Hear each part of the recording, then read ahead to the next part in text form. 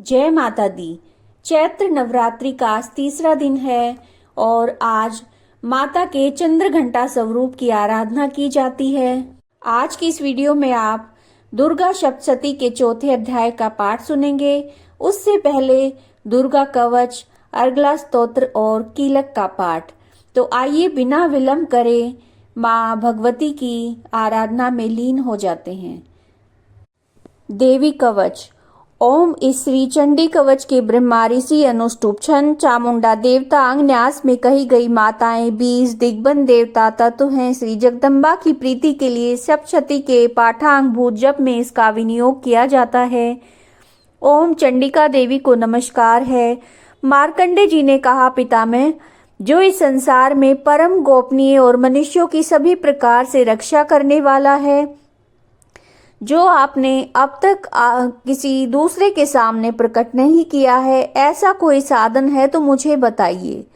ब्रह्मा जी बोले, ब्रह्मन, ऐसा साधन तो देवी का कवच ही है, जो गोपनीय से भी परम गोपनीय, पवित्र तथा संपूर्ण प्राणियों का उपकार करने वाला है। महामुने उसे श्रवण करो।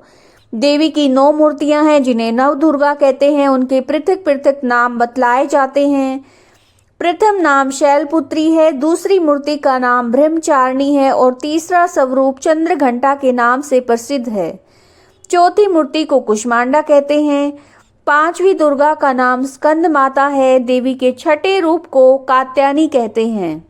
7वां कालरात्रि और 8वां स्वरूप महागौरी के नाम से प्रसिद्ध है। 9वीं दुर्गा का नाम सिद्धिदात्री है। ये सब नाम सर्वज्ञ महात्मा वेद भगवान द्वारा प्रतिपादित हुए हैं। जो मनुष्य अग्नि में जल रहा हो, रणभूमि में शत्रुओं से घिर गया हो, विषम संकट में फंस गया हो तथा इस प्रकार भय से आतुर होकर जो भगवती दुर्गा की शरण में प्राप्त हो, उनका कभी कोई अमंगल नहीं होता। युद्ध में संकट पड़ने पर उन पर कोई विपत्ति नहीं दिखाई देती। उन्हें शोक, दुख और भय की प्राप्ति नहीं होती। जिन्होंने भक्ति पूर्वक देवी का स्मरण किया है, उनका निश्चय ही अभ्युदय होता है। देवेश्वरी, जो तुम्हारा चिंतन करते हैं, उनकी तुम निसंदेह रक्षा करती हो। चामुंडा देवी प्रेत पर आरूढ़ होती हैं। वाराही भैंसे की सवारी करती हैं। ऐन्द्री का वाहन ऐरावत हाथी है और वैष्णवी देवी गरुड़ पर आसन जमाती हैं। महेश्वरी वृषभ पर आरूढ़ होती हैं। कुमारी का वाहन मयूर है। भगवान विष्णु की प्रियतमा लक्ष्मी देवी कमल के आसन पर विराजमान हैं और हाथों में कमल धारण किए हुए हैं। वृषभ पर आरूढ़ ईश्वरी देवी ने श्वेत रूप धारण कर रखा है। ब्राह्मी देवी हंस पर बैठी हुई हैं और सब प्रकार के आभूषणों से विभूषित हैं। इस प्रकार ये सभी माताएं सब प्रकार की योग शक्तियों से संपन्न हैं। इनके सिवा और भी बहुत सी देवियां हैं जो अनेक प्रकार के आभूषणों की शोभा से युक्त और नाना प्रकार के रत्नों से सुशोभित हैं। ये संपूर्ण देवियां क्रोध में भरी हुई हैं और भक्तों की रक्षा के लिए रथ पर बैठी दिखाई देती हैं। ये शंख, चक्र, गदा, शक्ति, हल और मूसल, खेटक और तोमर, परशु, पाश, कुंद, त्रिशूल एवं उत्तम शांग, धनुष आदि अस्त्र शस्त्र अपने हाथों में धारण करती हैं। दैत्यों के शरीर का नाश करना, भक्तों को अभय दान देना और देवताओं का कल्याण करना, यही इनके शस्त्र धारण करने का उद्देश्य है। कवच आरंभ करने से पहले इस प्रकार से प्रार्थना करनी चाहिए। महान रौद्र रूप, अत्यंत घोर पराक्रम, महान बल और महान उत्साह वाली देवी, तुम मान भय का नाश करने वाली हो। तुम्हें नमस्कार है। तुम्हारी ओर देखना भी कठिन है। शत्रुओं का भय बढ़ाने वाली जगदम्बिके, मेरी रक्षा करो। पूर्व दिशा में ऐन्द्री मेरी रक्षा करे। अग्नि कोण में अग्नि शक्ति, दक्षिण दिशा में वाराही और नेत्र कोण में खड़ग धारणी मेरी रक्षा करे। पश्चिम दिशा में वारुणी और वायव्य कोण में मृग पे सवारी करने वाली देवी मेरी रक्षा करे। उत्तर दिशा में कुमारी, ईशान कोण में शूल धारणी देवी रक्षा करे। ब्रह्माणी, तुम ऊपर की ओर से मेरी रक्षा करो। वैष्णवी देवी नीचे की ओर से मेरी रक्षा करें। इसी प्रकार शव को अपना वाहन बनाने वाली चामुंडा देवी 10 दिशाओं में मेरी रक्षा करे। जय आगे से और विजया पीछे की ओर से मेरी रक्षा करे। वाम भाग में अजिता और दक्षिण भाग में अपराजिता रक्षा करे। उद्योतनी शिखा की रक्षा करे। उमा मेरे मस्तक पर विराजमान होकर रक्षा करे। ललाट में मालाधारी रक्षा करे। यशस्विनी देवी मेरी बाहों का संरक्षण करे। बाहों के मध्य भाग में त्रिनेत्र और नथनों की यमघंटा देवी रक्षा करे। दोनों नेत्रों के मध्य भाग में शंखिनी और कानों में द्वारवासिनी रक्षा करे। कालिका देवी कपोलों की भगवती शंकरी कानों के मूल भाग की रक्षा करे। नासिका में सुगंधा और ऊपर के होठ में चर्चिका देवी रक्षा करे। नीचे के होठ में अमृत कला, जिह्वा में सरस्वती देवी रक्षा करे। कुमारी दांतों की और चंडिका कंठ प्रदेश की रक्षा करे। चित्र घंटा गले की घाटी की, महामाया तालु में रहकर रक्षा करे। कामाक्षी ठोड़ी की और सर्वमंगला मेरी वाणी की रक्षा करे। भद्रकाली ग्रीवा में और धनुर्धरी पृष्ठवंश में रहकर रक्षा करे। कंठ के बाहरी भाग में नील ग्रीवा और कंठ की नली में नल कुबरी रक्षा करे। दोनों कंधों में खड़गनी और मेरी दोनों भुजाओं की वज्रधारणी रक्षा करे। दोनों हाथों में दंडनी और अंगुलियों में अंबिका रक्षा करे। सुलेश्वरी नखों की रक्षा करे। कुलेश्वरी कुक्षी में रहकर रक्षा करे। महादेवी दोनों सतनों की और शोक विनाशनी देवी मन की रक्षा करे। ललिता देवी हृदय में और शूल धारणी उदर में रहकर रक्षा करे। नाभि में कामिनी, गुहे भाग की गुहेश्वरी रक्षा करे। पूतना और कामिका लिंग की और महिषवाहिनी गुदा की रक्षा करे। भगवती कटी भाग में और विंध्यवासिनी घुटनों की रक्षा करे।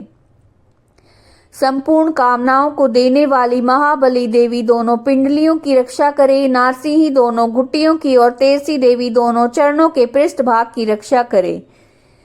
श्री देवी पैर की उंगलियों में और तलवासनी पैर के तलवों में रहकर रक्षा करे। अपनी धाड़ों के कारण भयंकर दिखाई देने वाली धृष्टा कराली देवी नखों की और उद्र केसनी केसों की रक्षा करे। रोमावलियों के छिद्रों में कुबेरी और त्वचा की बागेश्वरी देवी रक्षा करे।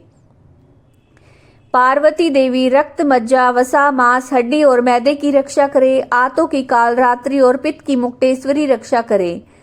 मूलाधार आदि कमल कोशों में पद्मावती देवी, कप में चूड़ामणि देवी स्थित होकर रक्षा करे। नख के तेज की ज्वालामुखी रक्षा करे। जिसका किसी भी अस्त्र से भेदन नहीं हो सकता वो अभेद्य देवी शरीर की समस्त संधियों में रहकर रक्षा करे।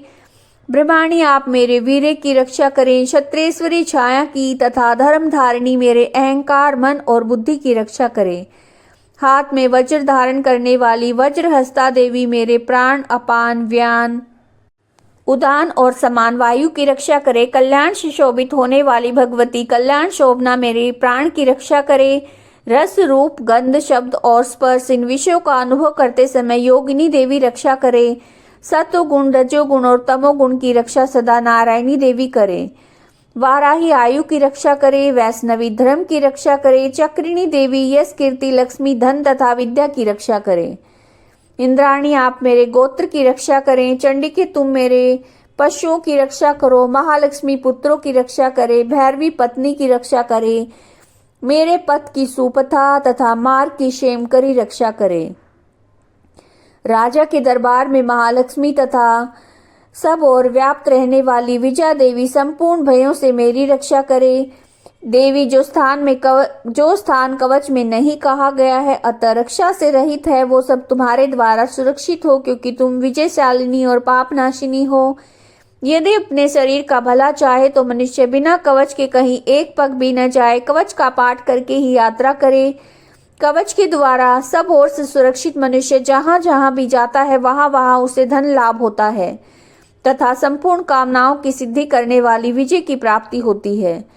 वो जिस अभिष्ट वस्तु का चिंतन करता है उसको निश्चय ही पा लेता है। वह पुरुष इस पृथ्वी पर तुलना रहित महान ऐश्वर्य का भागी होता है।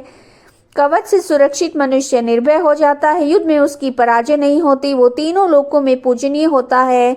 देवी का ये कवच देवताओं के लिए भी दुर्लभ है। जो प्रतिदिन नियम पूर्वक तीनों संध्याओं के समय श्रद्धा के साथ इसका पाठ करता है उसे देवी कला प्राप्त होती है। वो तीनों लोकों में कहीं भी पराजित नहीं होता। इतना ही नहीं, अपमृत्यु से रहित होकर 100 से अधिक वर्षों तक जीवित रहता है।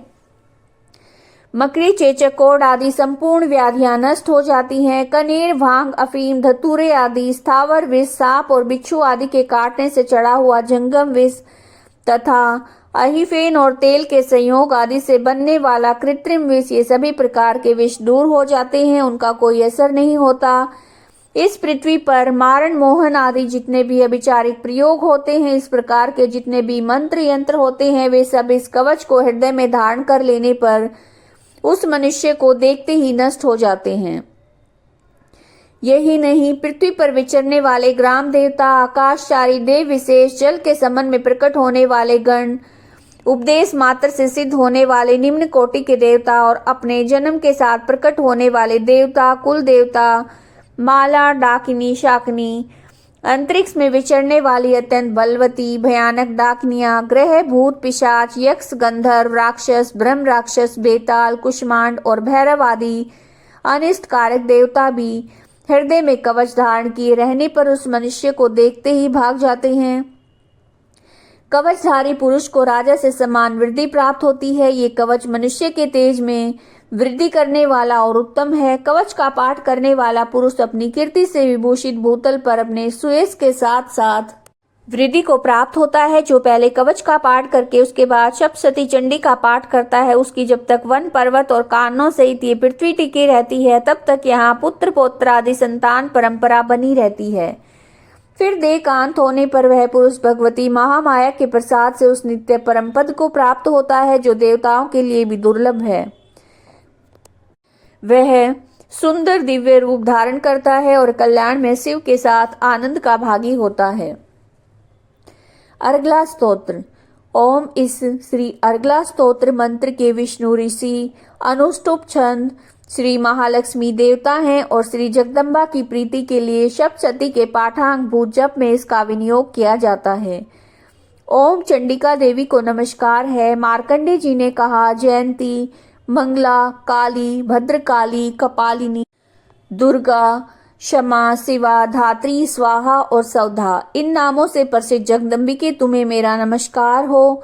देवी चामुंडे तुम्हारी जय हो। संपूर्ण प्राणियों की पीड़ा हरने वाली देवी तुम्हारी जय हो। सब में व्याप्त रहने वाली देवी तुम्हारी जय हो। कालरात्रि तुम्हें नमस्कार हो। मधु और कैटब को मारने वाली तथा ब्रह्मा जी को वरदान देने वाली देवी तुम्हें नमस्कार है। तुम मुझे रूप दो, जय दो, यश दो और काम क्रोध आदि शत्रुओं का नाश करो। महिषासुर का नाश करने वाली तथा भक्तों को सुख देने वाली देवी तुम्हें नमस्कार है। तुम रूप दो, जय दो, यश दो और काम क्रोध आदि शत्रुओं का नाश करो।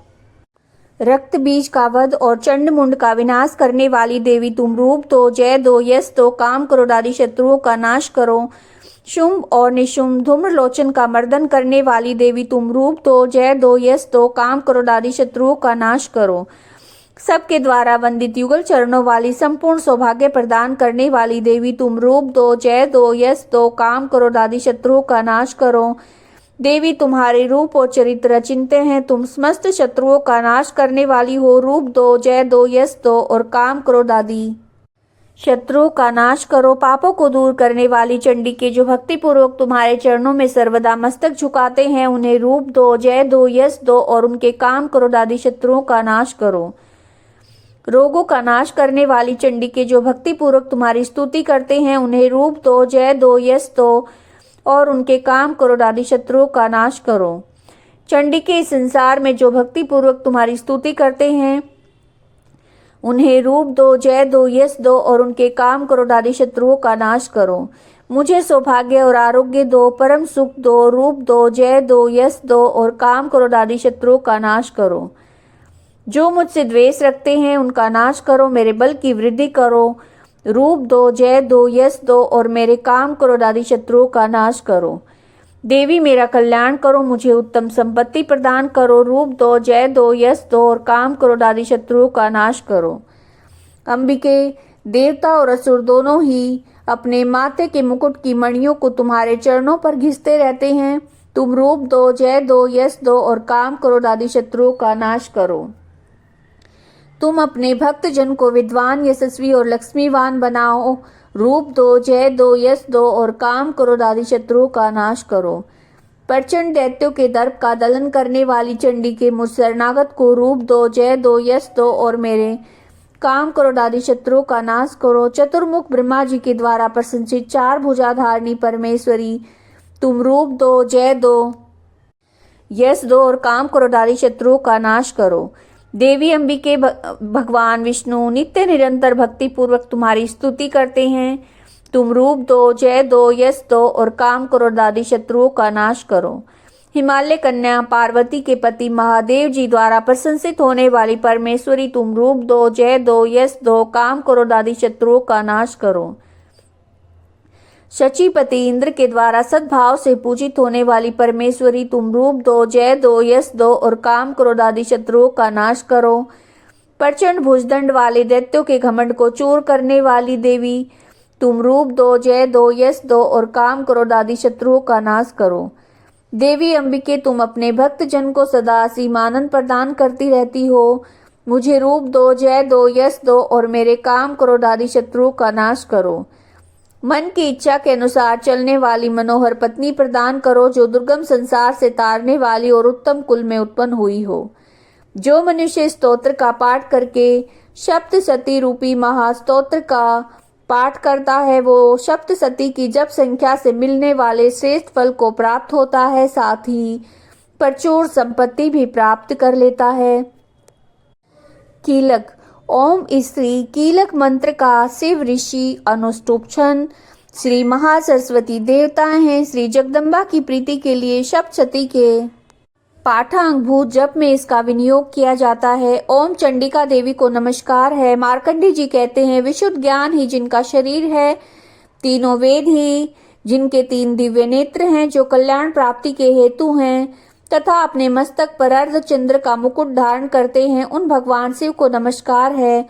मंत्रों का जो अभिकीलक है, अर्थात मंत्रों की सिद्धि में विघ्न उपस्थित करने वाले शाप रूपी कीलक का जो निवारण करने वाला है, उस सप्तशती स्तोत्र को संपूर्ण रूप से जानना चाहिए और जानकर उसकी उपासना करनी चाहिए। यद्यपि सप्तशती के अतिरिक्त अन्य मंत्रों के जप में जो निरंतर लगा रहता है, वो कल्याण का भागी होता है।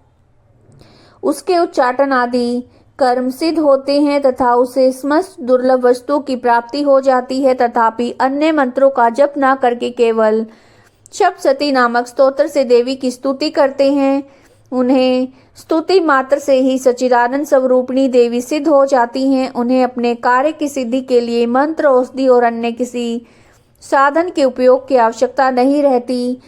बिना जप के ही उनके उच्चाटन आदि समस्त अभिचारिक कर्म सिद्ध हो जाते हैं। इतना ही नहीं, उनकी संपूर्ण अभिष्ट वस्तुएं भी सिद्ध होती हैं। लोगों के मन में ये शंका थी कि जब केवल सप्तशती की उपासना से या सप्तशती को छोड़कर अन्य मंत्रों की उपासना से भी समान रूप से सारे कार्य सिद्ध होते हैं, तब इनमें से श्रेष्ठ कौन सा साधन है। लोगों की शंका को सामने रखकर भगवान शंकर ने अपने पास आए जिज्ञासुओं को समझाया कि ये सप्तशती नामक संपूर्ण स्तोत्र ही सर्वश्रेष्ठ एवं कल्याण में है। तदंतर भगवती चंडिका के सप्तशती नामक स्तोत्र को महादेव जी ने गुप्त कर दिया। सप्तशती के पाठ से जो पुण्य प्राप्त होता है, उसकी कभी समाप्ति नहीं होती, किंतु अन्य मंत्रों के जप जन्य पुण्य की समाप्ति हो जाती है। अतः भगवान शिव ने अन्य मंत्रों की अपेक्षा जो सप्तशती की श्रेष्ठता का निर्णय किया है, उसे यथार्थ जानना चाहिए। अन्य मंत्रों का जप करने वाला पुरुष भी यदि सप्तशती के स्तोत्र और जप का अनुष्ठान कर ले, तो वो पूर्ण रूप से कल्याण का भागी होता है, इसमें तनिक भी संदेह नहीं है। जो साधक कृष्ण पक्ष की चतुर्दशी या अष्टमी को एकाग्रचित होकर भगवती की सेवा में अपना सर्वस्व समर्पित कर देता है और फिर उसे प्रसाद के रूप में ग्रहण करता है, उसी पर भगवती प्रसन्न होती हैं, अन्यथा उनकी प्रसन्नता नहीं प्राप्त होती। इस प्रकार सिद्धि के प्रतिबंधक रूप कीलक के द्वारा महादेव जी ने स्तोत्र को कीलित कर रखा है। जो पूर्वोक्त रीति से निष्कीलन करके सप्तशती स्तोत्र का प्रतिदिन स्पष्ट उच्चारण पूर्वक पाठ करता है, वो मनुष्य सिद्ध हो जाता है। वही देवी का पार्षद होता है, वही गंधर्व भी होता है। सर्वत्र विचरते रहने पर इस संसार में उसे कहीं भी भय नहीं होता। वो अपमृत्यु के वश में नहीं पड़ता और देह त्यागने के अनंतर मोक्ष को पा लेता है। कीलन को जानकर उसका परिहार करके सप्तशती का पाठ आरंभ करें। जो ऐसा नहीं करता उसका नाश हो जाता है। इसलिए कीलक और निष्कीलन का ज्ञान प्राप्त करने पर यह स्तोत्र निर्दोष होता है और विद्वान पुरुष इस निर्दोष स्तोत्र का ही पाठ आरंभ करते हैं। स्त्रियों में जो कुछ भी सौभाग्य आदि दृष्टिगोचर होता है, सब देवी के प्रसाद का फल है। इस कल्याण में स्तोत्र का सदा जप करना चाहिए। स्तोत्र का मंद स्वर से पाठ करने पर स्वल्प फल की प्राप्ति होती है। उच्च स्वर से पाठ करने पर पूर्ण फल की सिद्धि होती है। अतः उच्च स्वर से इसका पाठ आरंभ करना चाहिए। जिनके प्रसाद से ऐश्वर्य, सौभाग्य, आरोग्य, संपत्ति, शत्रुनाश और परम मोक्ष की सिद्धि होती है, उस कल्याणमयी जगदम्बा की स्तुति मनुष्य क्यों नहीं करते, अर्थात अवश्य करनी चाहिए। चौथा अध्याय, इंद्र आदि देवताओं द्वारा देवी की स्तुति।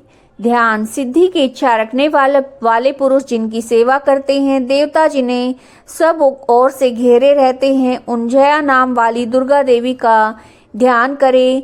उनके श्रीअंगों की आभा काले मेघ के समान श्याम है। वे अपने कटाक्षों से शत्रु समूह को भय प्रदान करती हैं। उनके मस्तक पर आभा चंद्रमा की रेखा शोभा पाती है।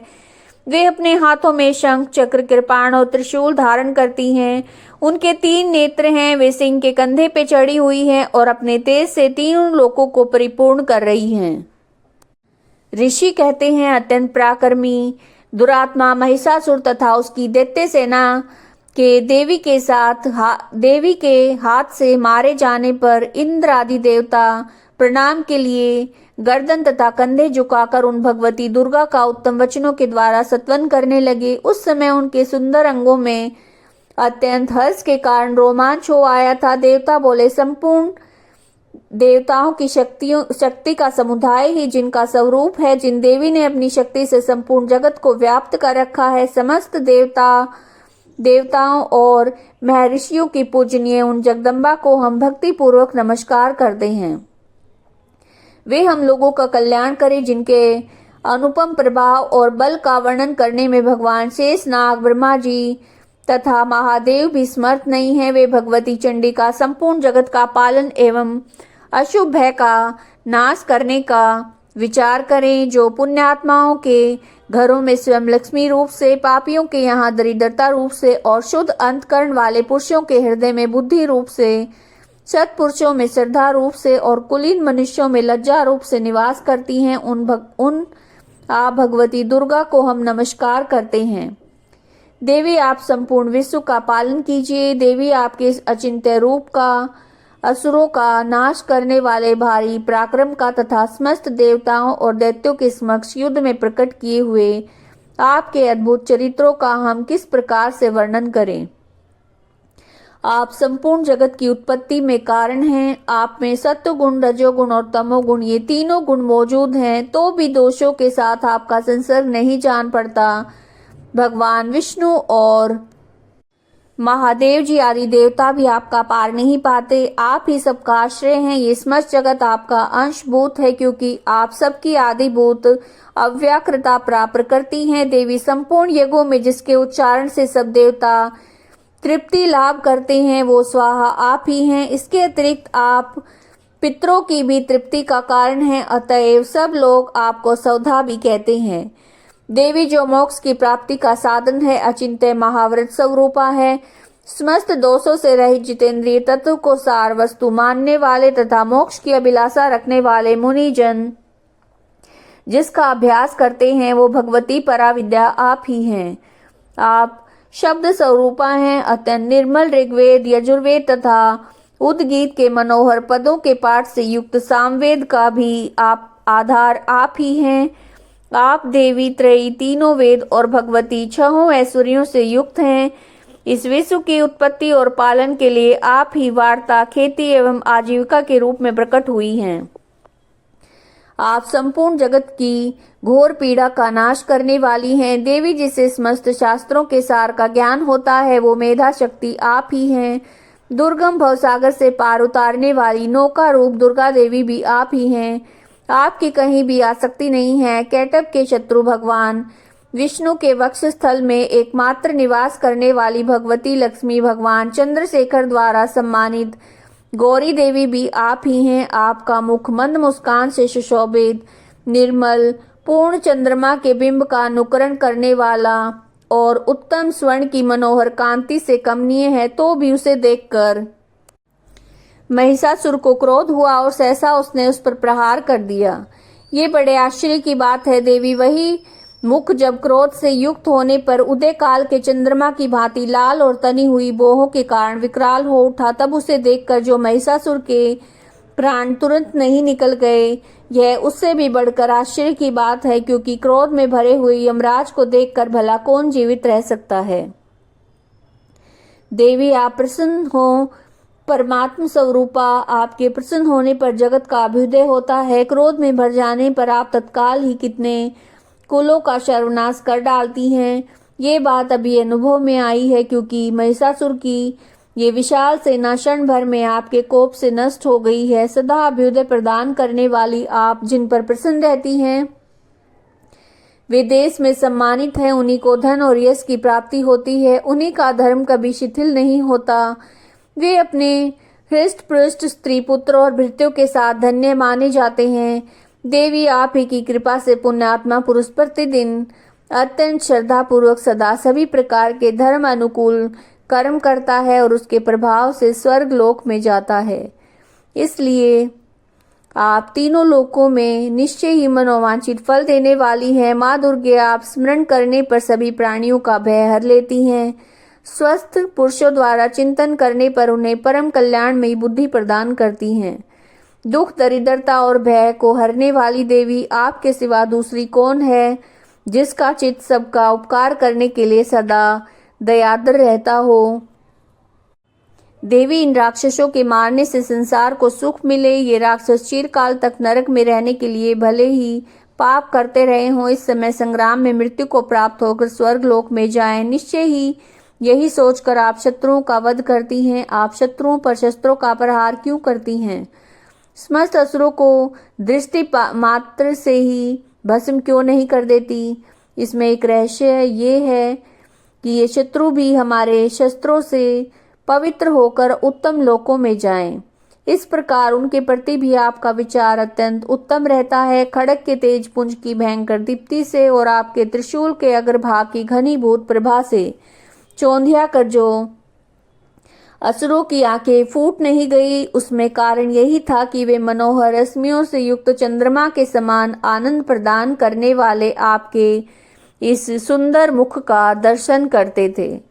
देवी आपका शील दुराचारियों के बुरे बर्ताव को दूर करने वाला है। साथ ही ये रूप ऐसा है जो कभी चिंतन में भी नहीं आ सकता, जिसकी कभी दूसरों से तुलना भी नहीं हो सकती, तथा आपका बल और पराक्रम तो दैत्यों का भी नाश करने वाला है, जो कभी देवताओं के पराक्रम को भी नष्ट कर चुके थे। इस प्रकार आपने शत्रुओं पर भी अपनी दया प्रकट की है। वरदायिनी देवी, आपके इस पराक्रम की किसके साथ तुलना हो सकती है? शत्रुओं को भय देने वाला एवं अत्यंत मनोहर ऐसा रूप भी आपके सिवा और कहाँ है? हृदय में कृपा और युद्ध में निष्ठुरता, ये दोनों बातें तीनों लोकों के भीतर केवल आप में ही देखी गई हैं। मात, आपने शत्रुओं का नाश करके इस समस्त त्रिलोकी की रक्षा की है। उन शत्रुओं को भी युद्ध भूमि में मारकर स्वर्ग लोक पहुंचाया है। उन्मत्त दैत्यों से प्राप्त होने वाले हम लोगों के भय को भी दूर कर दिया है। आपको हमारा नमस्कार है। देवी आप शूल से हमारी रक्षा करें। अंबिके आप खड़ग से हमारी रक्षा करें और घंटा की ध्वनि और धनुष की टंकार से हम लोगों की रक्षा करें। चंडिके पूर्व पश्चिम और दक्षिण दिशा में आप हमारी रक्षा करें। ईश्वरी आपने त्रिशूल को घुमाकर आप उत्तर दिशा में भी हमारी रक्षा करें। तीनों लोकों में आपके जो परम सुंदर और अत्यंत भयंकर रूप विचरते हैं, उनके द्वारा भी आप हमारी और भूलोक की रक्षा करें। अंबिके आपके कर पल्लवों में शोभा पाने वाले खड़ग, शूल और गदा आदि जो भी अस्त्र हों, उन सब के द्वारा आप सब ओर से हम लोगों की रक्षा करें।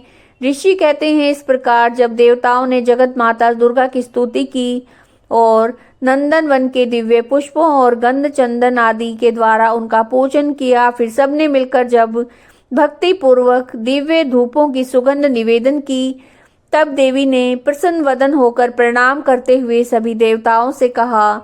देवी बोली, देवताओं, तुम सब लोग मुझसे जिस वस्तु की अभिलाषा रखते हो उसे मांगो। देवता बोले, भगवती ने हमारी सब इच्छा पूर्ण कर दी है, अब कुछ बाकी नहीं है, क्योंकि हमारा ये शत्रु महिषासुर मारा गया।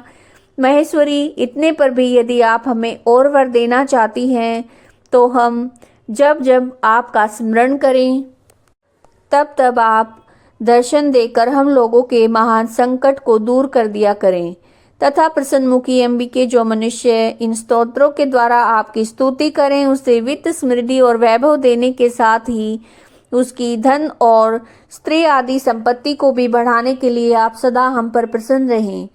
ऋषि कहते हैं, राजन, देवताओं ने जब अपने तथा जगत के कल्याण के लिए भद्रकाली देवी को इस प्रकार से प्रसन्न किया तब वे तथास्तु कहकर वहीं पर अंतर ध्यान हो गई।